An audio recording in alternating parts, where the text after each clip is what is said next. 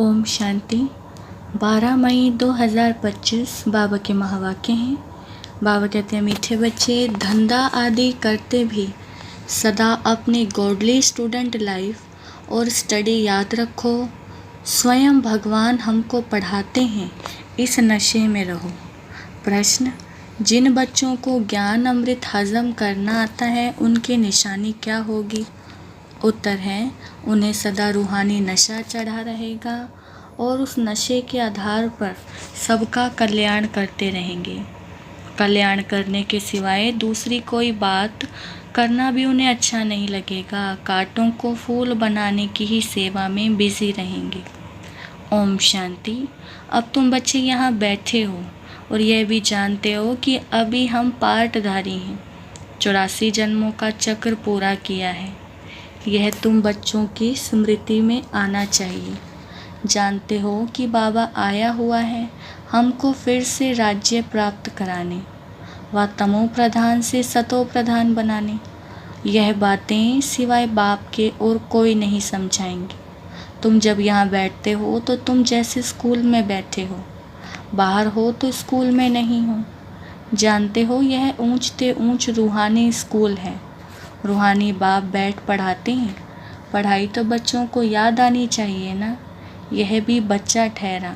इनको अथवा सभी को सिखलाने वाला वह बाप है। सब मनुष्य मात्र की आत्माओं का बाप वह है।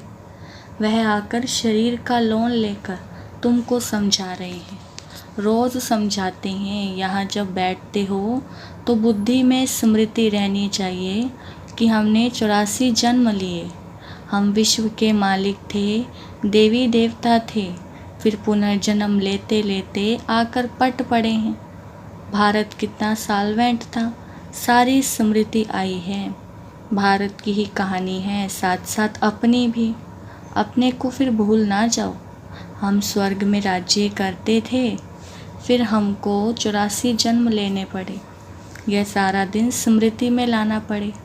धंधा आदि करते स्टडी तो याद आनी चाहिए ना। कैसे हम विश्व के मालिक थे, फिर हम नीचे उतरते आए। बहुत सहज है, परंतु यह याद भी कोई को रहती नहीं है। आत्मा पवित्र ना होने कारण याद खिसक जाती है। हमको भगवान पढ़ाते हैं, ये याद खिसक जाती है। हम बाबा के स्टूडेंट हैं। बाबा कहते रहते हैं, याद की यात्रा पर रहो। बाप हमको पढ़ाकर यह बना रहे हैं। सारा दिन यह स्मृति आती रहे। बाप ही स्मृति दिलाते हैं। यही भारत था ना। हम सो देवी देवता थे, सो अब असुर बने हैं। पहली तुम्हारी बुद्धि भी आसुरी थी, अब बाप ने ईश्वरीय बुद्धि दी है, परंतु फिर भी कोई कोई की बुद्धि में बैठता नहीं है। भूल जाते हैं बाप कितना नशा चढ़ाते हैं। तुम फिर से देवता बनते हो तो वह नशा रहना चाहिए ना। हम अपना राज्य ले रहे हैं, हम अपना राज्य करेंगे। कोई को तो बिल्कुल नशा चढ़ता नहीं है। ज्ञान अमृत हजम ही नहीं होता है। जिन्हें नशा चढ़ा हुआ होगा उन्हें किसका कल्याण करने के सिवाय दूसरी कोई बात करना भी अच्छा नहीं लगेगा। फूल बनाने की सर्विस में ही लगे रहेंगे। हम पहले फूल थे, फिर माया ने कांटा बना दिया, अब फिर फूल बनते हैं। ऐसी ऐसी बातें अपने से करनी चाहिए। इस नशे में रहे तुम किसको भी समझाएंगे तो झट कोई को तीर लगेगा। भारत गार्डन ऑफ अल्लाह था, अब पतित बन गया है। हम ही सारे विश्व के मालिक थे। कितनी बड़ी बात है। अभी फिर हम क्या बन गए हैं, कितना गिर गए। हमारे गिरने और चढ़ने का यह नाटक है। यह कहानी बाप बैठ सुनाती हैं, वह है झूठी, यह है सच्ची। वह सत्यनारायण की कथा सुनाते हैं, समझते हैं थोड़ी कि हम कैसे चढ़े फिर कैसे गिरे हैं। यह बाप ने सच्ची सत्यनारायण की कथा सुनाई है कि राजाई कैसे गवाई। यह सारी है अपने ऊपर। आत्मा को भी मालूम पड़ा है कि हम कैसे अब बाप से राजाई ले रहे हैं। बाप यहाँ पूछते हैं तो कहते हैं, हाँ नशा है, फिर बाहर जाने से कुछ भी नशा नहीं रहता। बच्चे खुद समझते हैं, भला हाथ तो उठाते हैं, परंतु चलन ऐसी है जो नशा रह न सके। फीलिंग तो आती है ना। बाप बच्चों को स्मृति दिलाते हैं, बच्चे तुमको मैंने राजाई दी थी, फिर तुमने गवा दी। तुम नीचे उतरते आए हो क्योंकि यह नाटक है चढ़ने और उतरने का। आज राजा है, कल उसको उतार देते हैं। अखबार में बहुत ऐसी ऐसी बातें पढ़ती हैं, जिसका रेस्पॉन्ड दिया जाए तो कुछ समझे। यह नाटक है, यह याद रहे तो भी सदैव खुश ही रहे। बुद्धि में है ना, आज से 5000 वर्ष पहले शिव बाबा आया था, आकर राजयोग सिखाया था, लड़ाई लगी थी। अब यह सब राइट बातें बाप सुनाते हैं। यह है पुरुषोत्तम युग। कलयुग के बाद यह पुरुषोत्तम युग आता है। कलयुग को पुरुषोत्तम युग नहीं कहेंगे, सतयुग को भी नहीं कहेंगे। आसुरी संप्रदाय और दैवी संप्रदाय कहते हैं, उनके बीच का यह संगम युग है। जबकि पुरानी दुनिया से नई दुनिया बनती है, नई से पुरानी होने में सारा चक्र लग जाता है। अभी है संगम युग। सतयुग में देवी देवताओं का राज्य था, अब वह है नहीं। बाकी अनेक धर्म आ गए हैं, यह तुम्हारी बुद्धि में रहता है। बहुत हैं जो 6-8 मास 12 मास पढ़कर फिर गिर पड़ते हैं, फेल हो पड़ते हैं, भल पवित्र बनते हैं, परंतु पढ़ाई नहीं करते तो फंस पड़ते हैं। सिर्फ पवित्रता भी काम नहीं आती। ऐसे बहुत सन्यासी भी हैं, वह सन्यास धर्म छोड़ जाए गृहस्थी बन जाते हैं, शादी आदि कर लेते हैं। तो अब बाप बच्चों को समझाते हैं, तुम स्कूल में बैठे हो, यह स्मृति में है हमने अपनी राजाई कैसे गंवाई, कितने जन्म लिए। अब फिर बाप कहते हैं विश्व के मालिक बनो, पावन जरूर बनना है। जितना जास्ती याद करेंगे उतना पवित्र होते जाएंगे, क्योंकि सोने में खाद पड़ती है, वह निकले कैसे।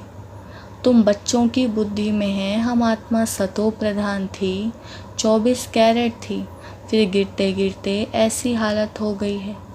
हम क्या बन गए। बाप तो ऐसे नहीं कहते कि हम क्या थे, तुम मनुष्य ही कहते हो, हम देवता थे। भारत की महिमा तो है ना।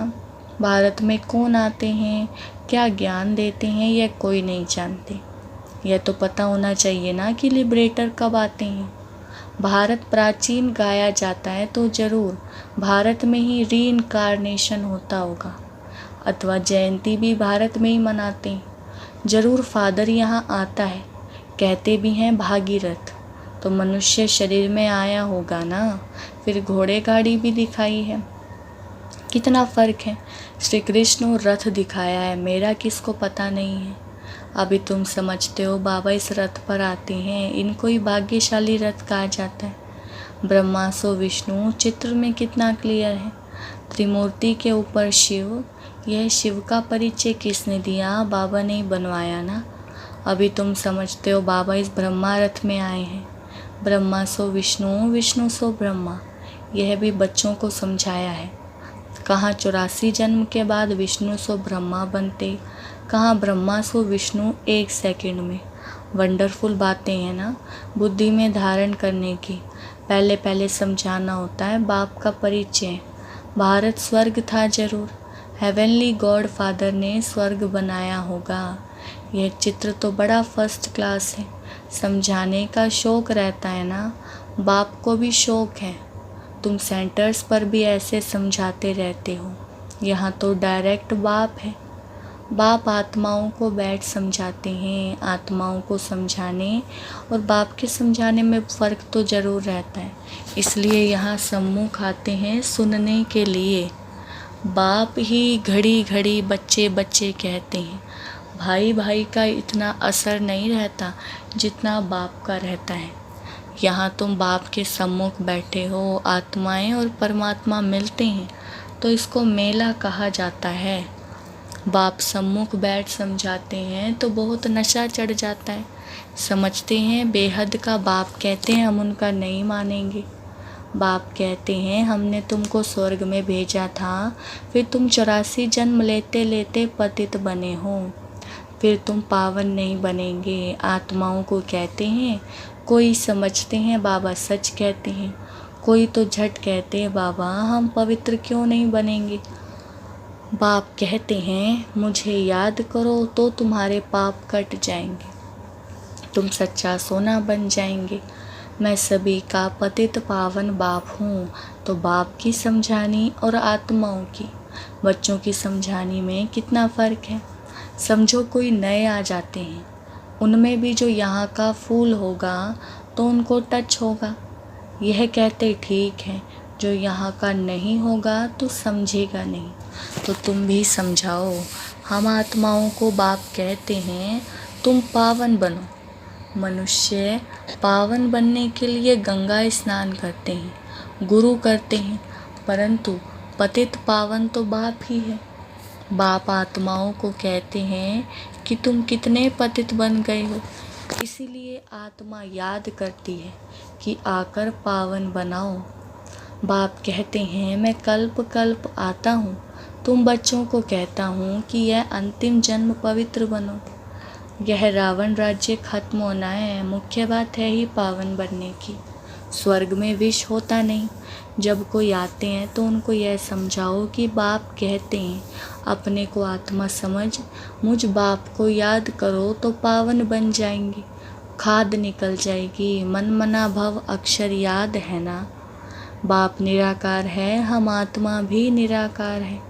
जैसे हम शरीर द्वारा सुनते हैं, बाप भी इस शरीर में आकर समझाते हैं। नहीं तो कैसे कहें कि माँ में कम याद करो। देह के सभी संबंध छोड़ो। जरूर यहाँ आते हैं, ब्रह्मा में प्रवेश करते हैं। प्रजापिता अब प्रैक्टिकल में है, इन द्वारा हमको बाप ऐसे कहते हैं। हम बेहद के बाप से ही मानते हैं। वह कहते पावन बनो, पतितपना छोड़ो, पुरानी देह के अभिमान को छोड़ो, मुझे याद करो तो अंतमति सोगति हो जाएगी। तुम लक्ष्मी नारायण बन जाएंगे। बाप से बेमुख करने वाला मुख्य अवगुण है एक दूसरे का परचिंतन करना, इविल बातें सुनना और सुनाना। बाप का डायरेक्शन है तुम्हें इविल बातें नहीं सुननी है। इनकी बात उनको, उनकी बात इनको सुनाना, यह धूतीपना तुम बच्चों में नहीं होना चाहिए। इस समय दुनिया में सभी विपरीत बुद्धि है ना, सिवाय राम के कोई बात दूसरी सुनाना उसको धूतीपना कहा जाता है। अब बाप कहते हैं यह धूतीपना छोड़ो। तुम सभी आत्माओं को बताओ कि हे सीताएं, तुम एक राम से योग लगाओ। तुम हो मैसेंजर। यह मैसेज दो कि बाप ने कहा है मुझे याद करो बस। इस बात के सिवाय बाकी सब है धूतीपना। बाप सब बच्चों को कहते हैं धूतीपना छोड़ दो। सभी सीताओं का एक राम से योग जुड़वाओ। तुम्हारा धंधा ही यह है, बस यह पैगाम देते रहो बाप आया हुआ है। कहते हैं तुमको गोल्डन एज में जाना है, अभी साइरन एज को छोड़ना है। तुमको वनवास मिला हुआ है, जंगल में बैठे हो ना। वन जंगल को कहा जाता है। कन्या की जब शादी होती है तो वन में बैठती है, फिर महल में जाती है। तुम भी जंगल में बैठे हो, अब ससुर घर जाना है।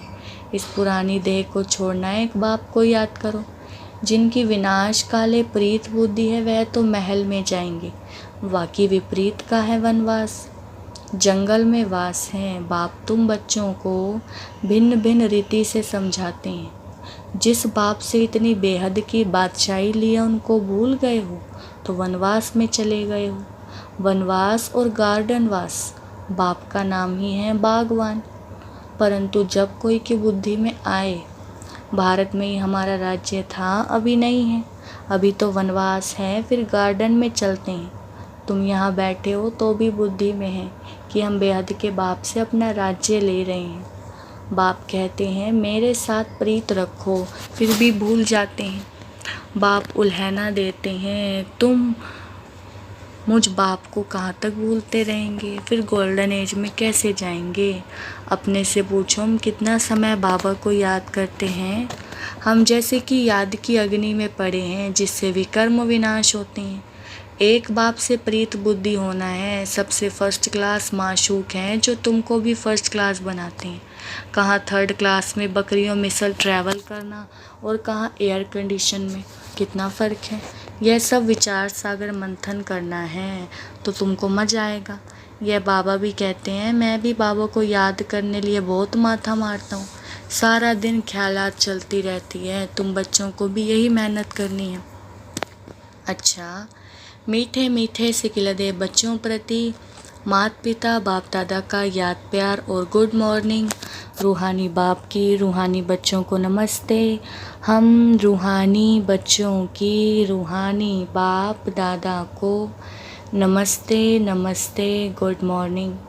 धारणा के लिए मुख्य सार। पहला पॉइंट है, किसी को भी एक राम बाप की बातों के सिवाय दूसरी कोई भी बातें नहीं सुनानी है। एक की बातें दूसरे को सुनाना, पर चिंतन करना, यह दूतीपना है, इसे छोड़ देना है। दूसरा, एक बाप के साथ प्रीत रखनी है, पुरानी देह का अभिमान छोड़ एक बाप की याद से स्वयं को पावन बनाना है। बाबा ने वरदान दिया, समाने की शक्ति द्वारा रोंग को भी राइट बनाने वाले विश्व परिवर्तक भाव। वरदान का विस्तार। दूसरे की गलती को देखकर स्वयं गलती नहीं करो। अगर कोई गलती करता है तो हम राइट में रहें, उसके संग के प्रभाव में ना आए।